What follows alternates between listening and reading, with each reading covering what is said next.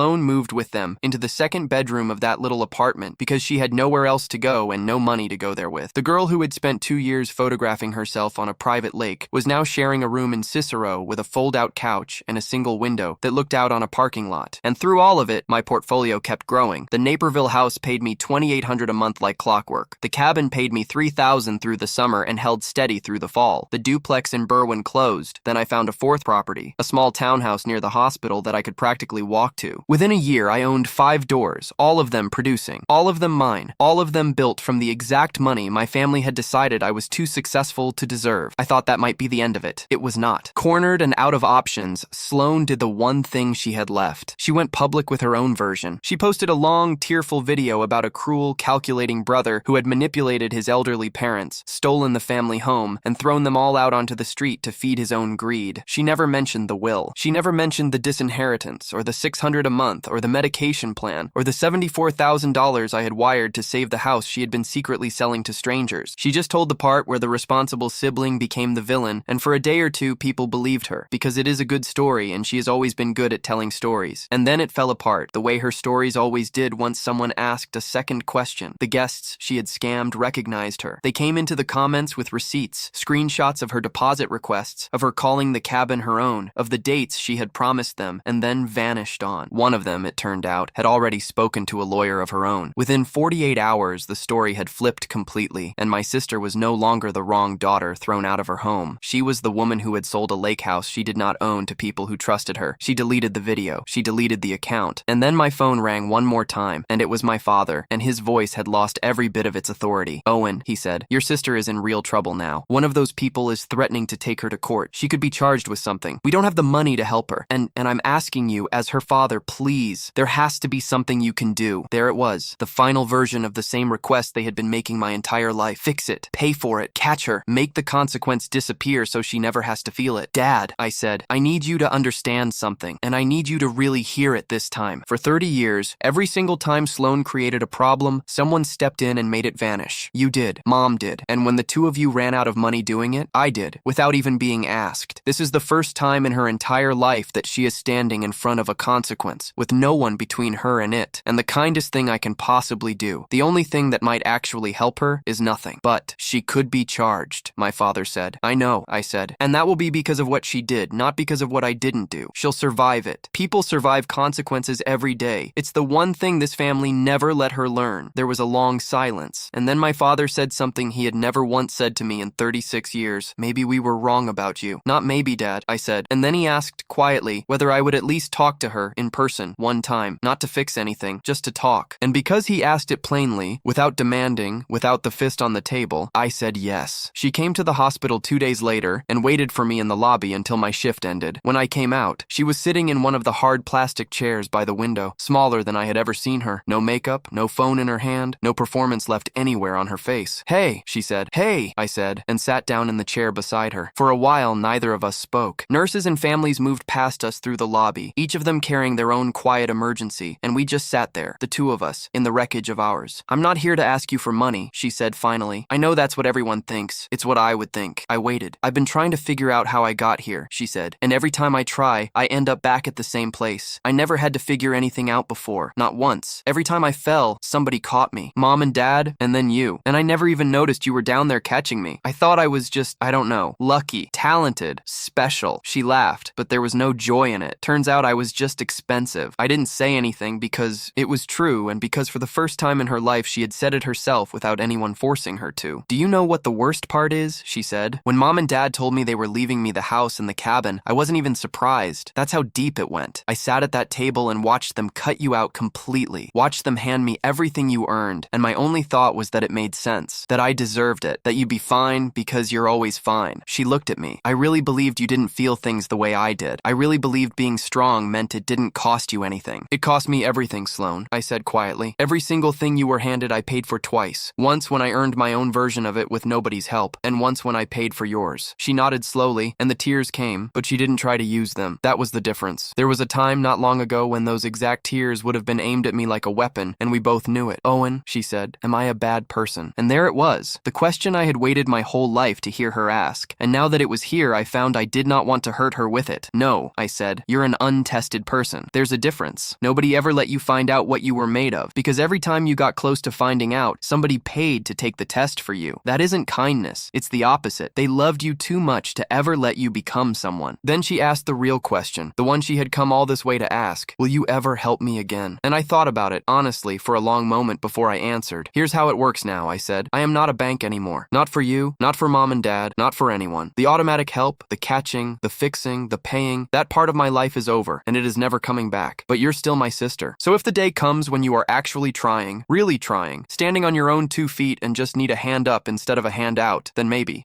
But you will have to be someone worth helping first, and no one can hand you that. Not me, not mom, not dad. You have to earn it, alone, the way I earned everything I have. She wiped her face and nodded, and for the first time in 30 years, my sister did not argue, did not spin it, did not try to negotiate a softer version. She just said, okay. I stood up and put on my coat. Sloane looked up at me. Owen, she said, that night at dinner, when they told you, I should have said something. I should have said it wasn't right. I didn't. I'm sorry. I looked down at her, at the small, tired, honest person my sister was finally learning how to be, and I felt the last of the anger let go of me, not because they deserved it, but because I no longer needed to hold it. They told me I was too independent to be part of this family, I said. So I stopped paying their bills, and I found out they were right. I was independent. I was so independent that I never actually needed a single thing they gave me, and everything they gave you, I gave you too. The only thing I ever needed from this family was to be seen as one of you. And the day you all decided I wasn't, was the day I stopped being the thing that held the whole house up. Then I turned and walked back through the doors of the hospital, into the only place I had ever built entirely on my own, and I did not look back, not once.